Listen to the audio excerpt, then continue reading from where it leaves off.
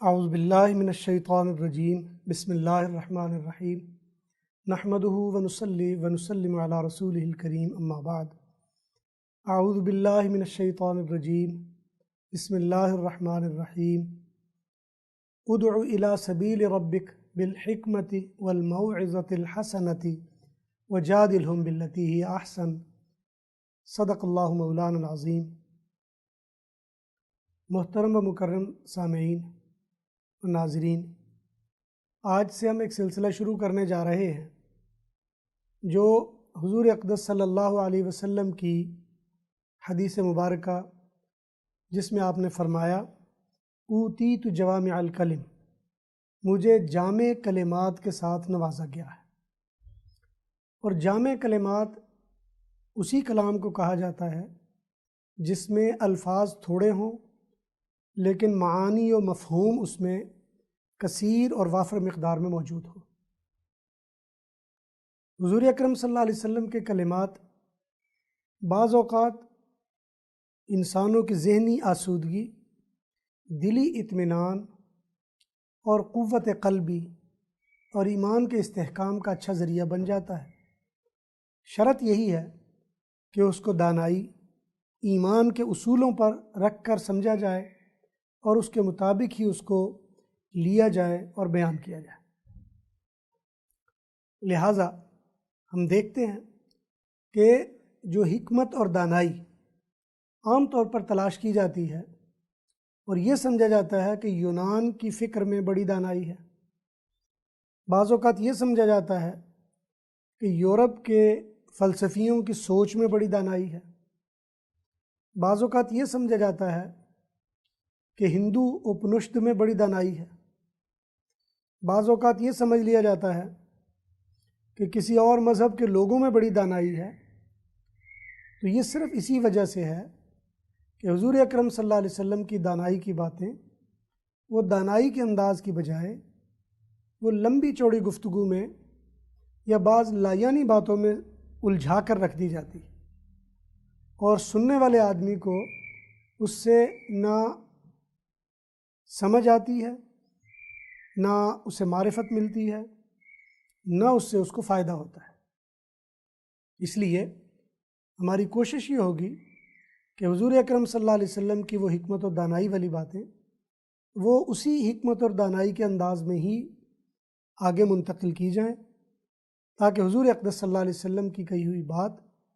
وہ اسی انداز میں ہمارے ذہنوں میں بھی آئے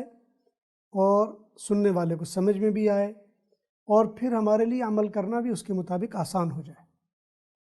بعض اوقات بات آسان ہوتی ہے لیکن اس کا رنگ ایسا آ جاتا ہے کہ ہم اس کو تنقید یا تنقیص سمجھنا شروع کر دیتے ہیں، جبکہ حضور اقدس صلی اللہ علیہ وسلم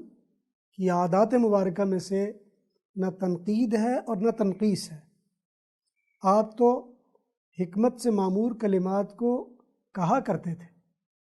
آپ بات کو آگے پہنچا دیا کرتے تھے۔ اسی لیے فرمایا وما علی الرسول الا البلاغ المبین، رسول کے ذمے بات کو کھول کر پہنچا دینا ہے۔ اور یہ جو بعض اوقات احادیث پڑھ کر ہم اس دوسرے کسی پر اس کو چپکا دیتے ہیں یا کسی کو طعن اور تشنیع کا باعث بنا دیتے ہیں اس حدیث میں، یہ حضور اکرم صلی اللہ علیہ وسلم کا نہ مزاج ہے، نہ آپ کا منہج ہے، نہ آپ کا طریقہ ہے، بلکہ آپ کا طریقہ تو اتنا خوبصورت ہے کہ اگر کوئی آدمی آپ کے پاس آ جائے اور وہ کوئی ایسا انداز اختیار کرے کہ جو کسی کو اپنی خدائی کے مرتبے پر فائز کر رہا ہے، تو ہمیں حکم یہ دیا گیا کہ لا تسبوا الذین یدعون من دون اللہ فیسبوا اللہ عدوا بغیر علم۔ اگر کوئی آدمی اللہ کو چھوڑ کر کسی اور کو خدا مان رہا ہے، تم اس خدا کو گالی نہ دو، مبادا ایسا ہو یا کہیں ایسا نہ ہو جائے کہ وہ آدمی بجائے اس کے کہ وہ آپ کی بات کو سمجھے، وہ آپ کے خدا کو برا کہنا شروع کر دے۔ آج ہماری صورتحال یہ ہے کہ ہم حکمت اور دانائی سے عاری ہو کر دین کی نصوص کو، نبی علیہ السلام کے کلام کو اور قرآن کریم کی آیات کو باعث نزاع، جھگڑا اور تنازع اور جنگ و فساد کا ذریعہ بنا لیتے ہیں۔ بعض ایسے دوست بھی ملتے ہیں، ایک صاحب سے ملاقات ہوئی تو کہنے لگے کہ میرا تو قرآن سے اعتبار اٹھ گیا۔ جب پوچھا کہ پیارے تمہیں کیا ہوا، فرمانے لگے کہ میں 2-3 فرقے کے لوگوں کے درمیان جمع ہوا تو میں نے دیکھا ایک فرقے والا بھی قرآن پیش کر رہا ہے اور دوسرے فرقے والا بھی قرآن پیش کر رہا ہے اور تیسرے فرقے والا بھی قرآن پیش کر رہا ہے، یا ایک فرقے والا بھی حدیث پیش کر رہا ہے اور دوسرے فرقے والا بھی حدیث پیش کر رہا ہے اور تیسرے فرقے والا بھی حدیث پیش کر رہا ہے۔ تو میرے لیے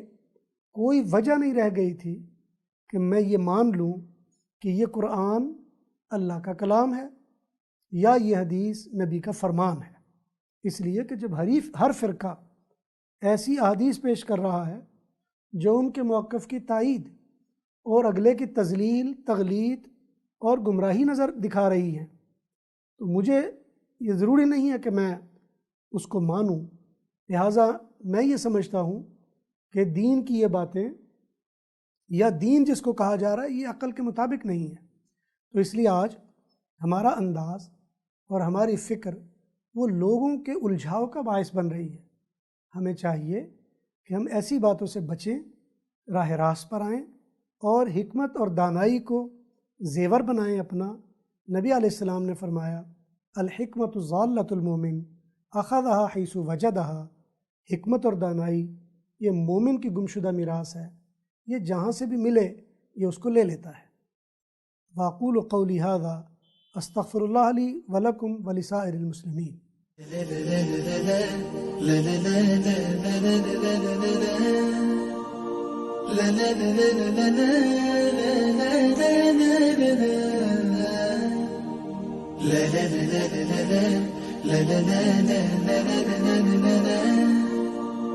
la la la la la